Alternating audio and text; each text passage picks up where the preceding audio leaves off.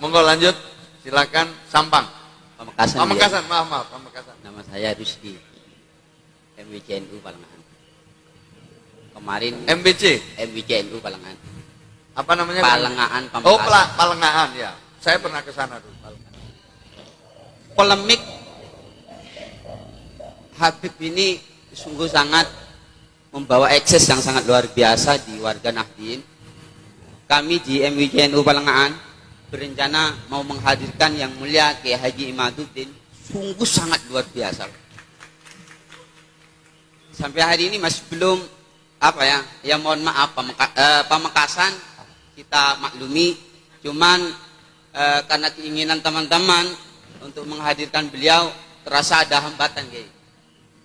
Sehingga kalau sikap pengurus besar Nahdlatul Ulama bisa dicerna ke bawah, kemudian yang bisa melegakan hati kami juga, insya Allah akan lebih tenang. Terima kasih.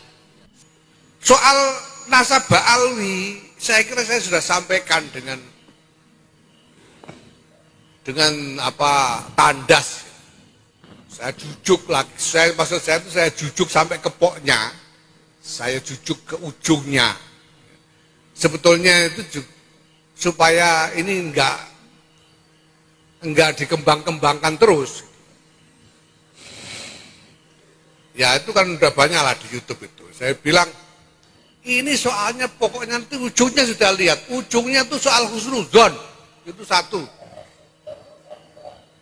Karena namanya catatan itu sampean cari ya tidak mungkin lengkap. Tidak mungkin coba. Sekarang ini aneh-aneh diskusinya ya. Bantah-bantahnya orang-orang itu. Ada yang bilang kosongnya 700 tahun. Enggak ada catatan 700 tahun.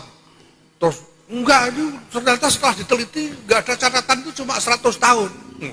Terus ada lagi, wah cuma 50 tahun dan seterusnya. Tapi tidak mungkin lengkap.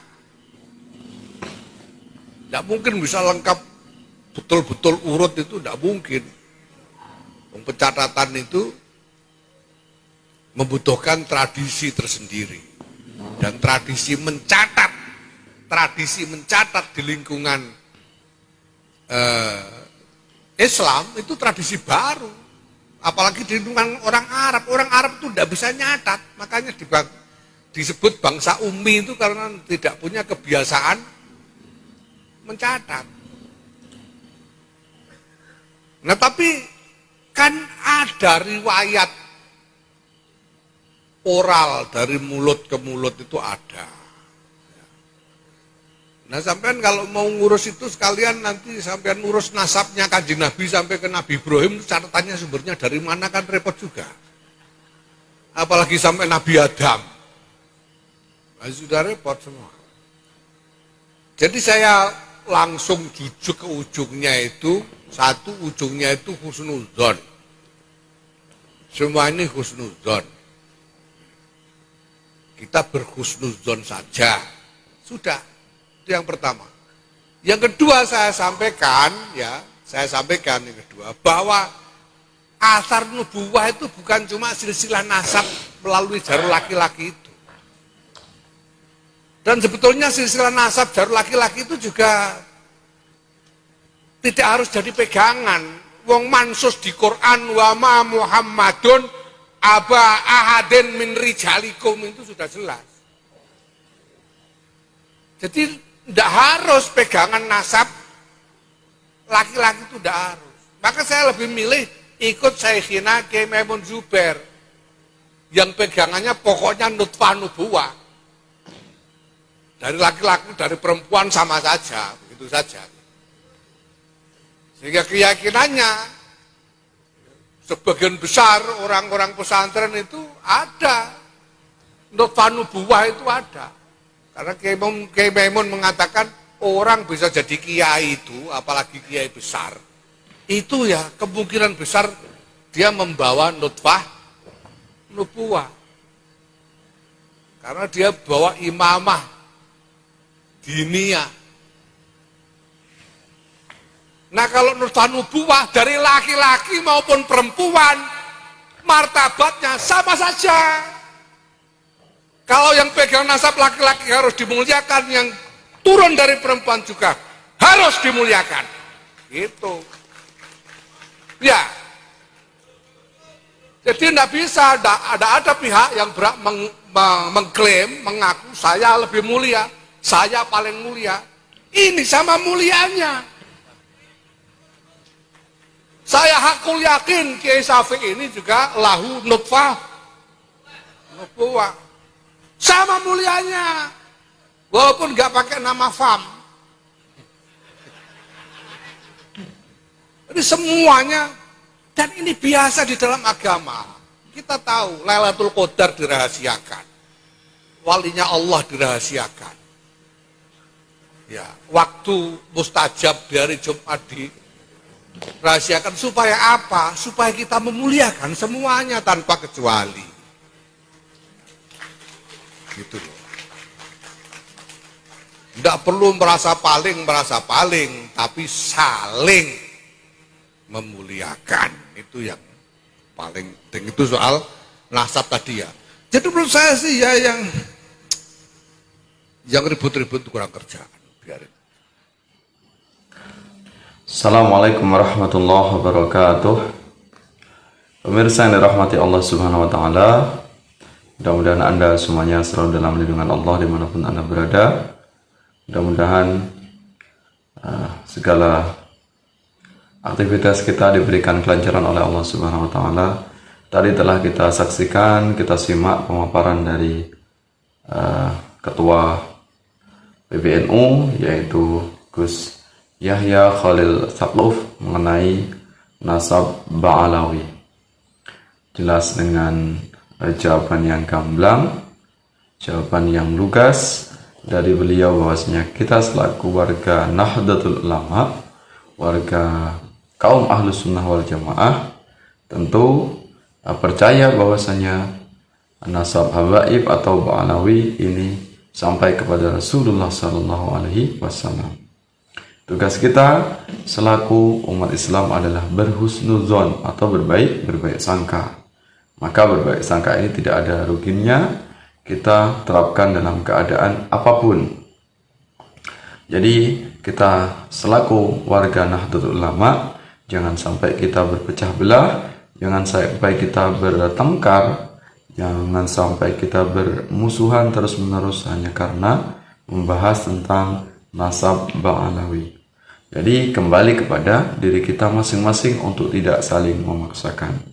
Bagi sedulur semuanya yang mengakui bahwasanya nasab Ba'alawi habaib ini terputus tidak sampai kepada Rasulullah, ya monggo silahkan pakai pendapatnya.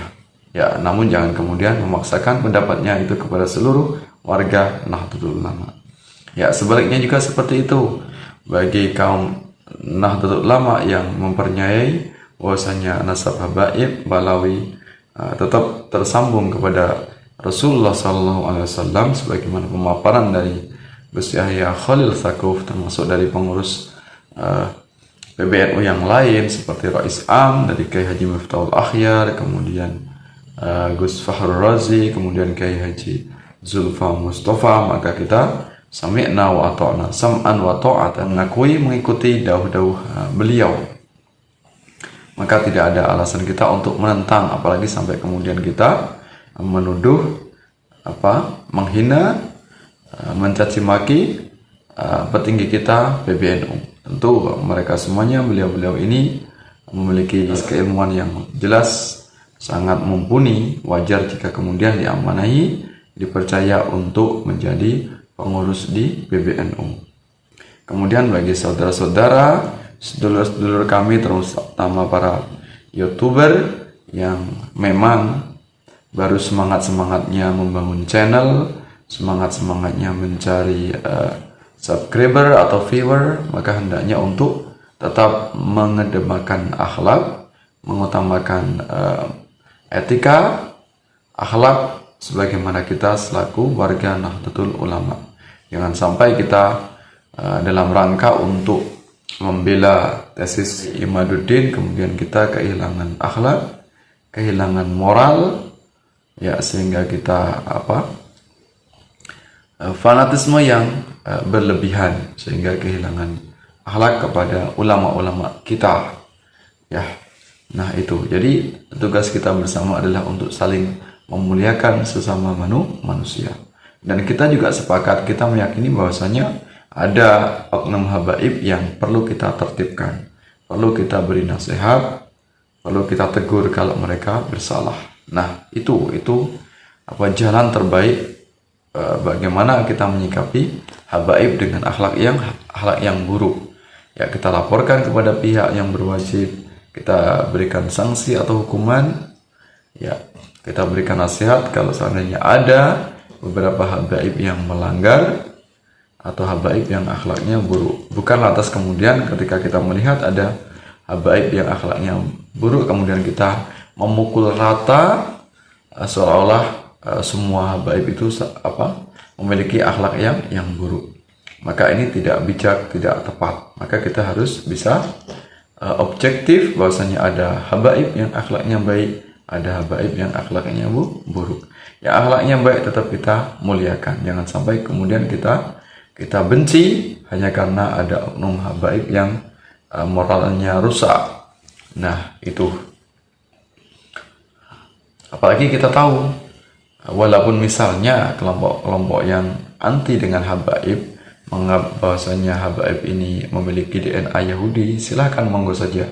Tapi apakah kemudian ketika menganggap habaib ini memiliki DNA Yahudi, lantas kemudian habaib ini menjadi kafir, lantas habaib ini menjadi keluar dari Islam, lantas habaib ini harus kita musuhi secara keseluruhan? Maka itu juga tidak tepat. Walau entah darahnya dari aliran manapun, dari DNA manapun, karena mereka adalah saudara muslim kita, maka kita tidak bisa kemudian mengatakan habaib menjadi kafir, habaib kemudian menjadi musuh kita. Maka ini tidak tepat. Ya, walaupun bagaimana sikap mereka, kalau mereka memiliki akhlak yang buruk, maka kita nasihati, kita tegur. Kalau akhlak yang baik, maka kita muliakan. Tidak lantas kemudian seandainya memang para habaib ini DNA-nya tersambung kepada Yahudi, ya, tidak lantas kemudian mereka menjadi kafir yang harus kita musuhi. Nah, itu. Maka ayat Al-Quran seperti surat Al-Hujurat misalnya, dalam ayat 10 dikatakan, ya, Bismillahirrahmanirrahim, innamal mu'minuna ikhwatum fa aslihu baina akhwaikum wattaqullaha la'allakum turhamun. Innamal mu'minuna ikhwatum, sesungguhnya kita semuanya orang yang beriman adalah ikhwah, bersaudara. Walaupun apapun kita memiliki pendapat perbedaan, beragam pendapat, ada yang pro Kiai Imad, ada yang tidak sepakat, ada yang pro PBNU, ada yang anti PBNU, silahkan saja. Tapi harus kita kembalikan bahwasanya kita adalah sama-sama orang yang beriman. Fa aslihu baina akhwaikum, maka hendaknya kita berbuat islah, berbuat perdamaian di antara kita semuanya. Jangan kemudian fanatisme terlalu berlebihan. Tepat. Tidak boleh terlalu fanatik kepada habaib, juga tidak boleh kemudian terlalu fanatik merasa rasnya, sukunya paling mulia, merasa sebagai orang pribumi kemudian menganggap buruk kaum pendatang, kaum yang lain yang ada di Indonesia. Fa'asluhu baina akhwaikum wattaqullah, dan bertakwalah kepada Allah, la'allakum turhamun, agar Anda semuanya, kalian semuanya mendapatkan rahmat dari Allah Subhanahu wa taala. Maka hendaknya untuk kita saling menasihati di dalam kebaikan. Kalau ada yang saudara kita yang memiliki akhlak yang buruk, entah itu habaib, entah itu orang pribumi, ya harus kita nasihati. Karena kebaikan bisa datang dari mana saja, baik dari habaib maupun dari terah wali songo, orang pribumi. Sebaliknya, kejahatan juga bisa datang dari manapun, entah itu dari oknum habaib, termasuk dari warga pribumi. Ya, jadi baik atau buruknya ini tidak didasari oleh ras, oleh suku bangsa, oleh kaum. Ya, nah, mudah-mudahan bermanfaat untuk kita semuanya. Salam ukhuwah. Semoga perbedaan di antara kita semuanya tidak menjadikan kita saling bermusuhan. Wa ta'awanu 'alal birri wat taqwa wa la ta'awanu 'alal itsmi wal 'udwan. wal afu minkum. Sampai bertemu dalam kesempatan yang lain. Mudah-mudahan Allah mencurahkan rahmatnya kepada kita semuanya. Terima kasih atas perhatiannya. Wallahu muwaffiq ila aqwamit thoriq. Wassalamualaikum warahmatullahi wabarakatuh.